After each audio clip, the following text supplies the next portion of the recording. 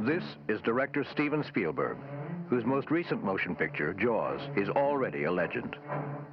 Now, Spielberg has turned his attention from the seas to the skies for his latest project, Close Encounters of the Third Kind.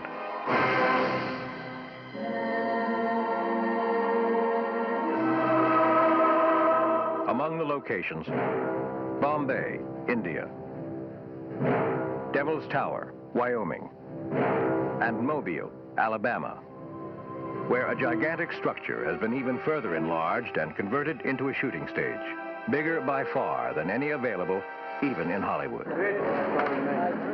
This is the set for the climactic scenes of one of the most unusual films ever made. Spielberg's newest picture begins with the sighting of an unidentified flying object. Aries 31 has traffic 2 o'clock, slightly above and descending. Aries 31, can you say aircraft type? Negative, Center. No distinct outline. Wait a second.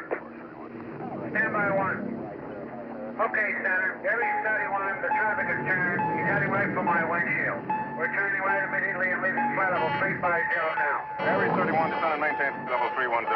Great, Allegheny 444, turn right 30 degrees. Get on the order the 45th, recon wing. See what the hell they could be testing up there. The traffic is approaching head on, ultra bright, and really moving. And right by us, right now. Asked him if you want to report officially. EWA 517, do you want to report a UFO? Over.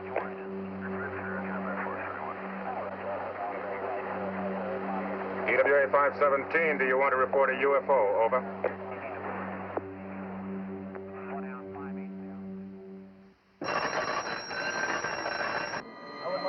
Joining Spielberg in this project are a number of remarkable people.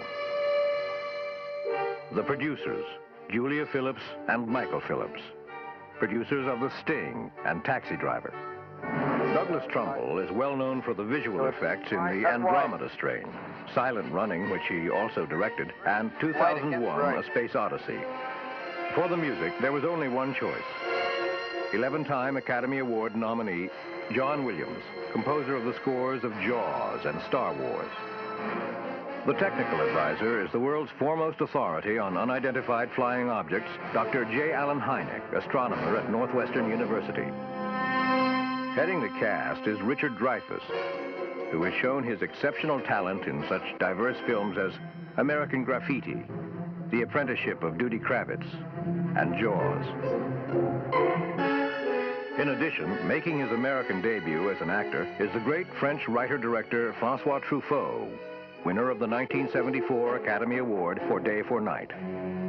The American title of the picture, Close Encounters of the Third Kind, refers to an intriguing possibility. Well, a close encounter of the first kind is one is close, but nothing really happened. Close encounter of the first kind is visible contact with a UFO. Forget the shape and forget how fast it's going. It's something that you just can't explain. Close encounters of the second kind are those which leave a physical trace. Holes in the ground, Burn rings, broken tree branches, telephone lines down, animals disturbed. the stopping of car engines. Then the close encounters of the third kind are the most interesting of all. Close encounter of the third kind is really when you meet them.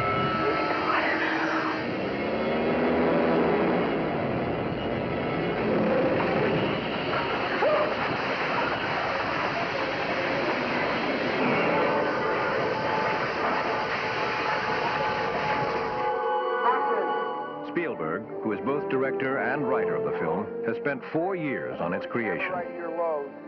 He doesn't even turn the third time. When he finished his first draft, I read it in one sitting and called him, and I said, this is the best screenplay I've ever read. It took about 6 months for me to pummel him into giving me the role. They all pop one at a time, go faster. They get a little angry, you know. I don't know anybody else personally that I've worked with who can create the kind of excitement on film that he can.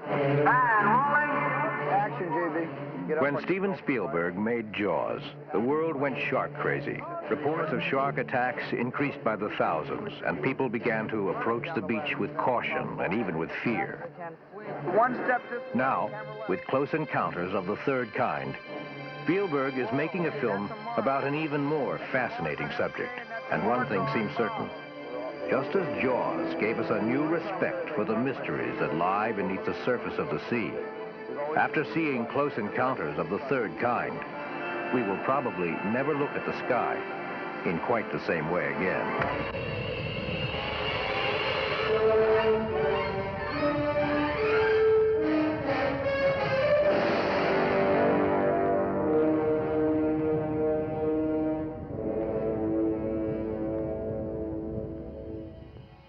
Like Jaws, Steven Spielberg's newest film begins in a small American town.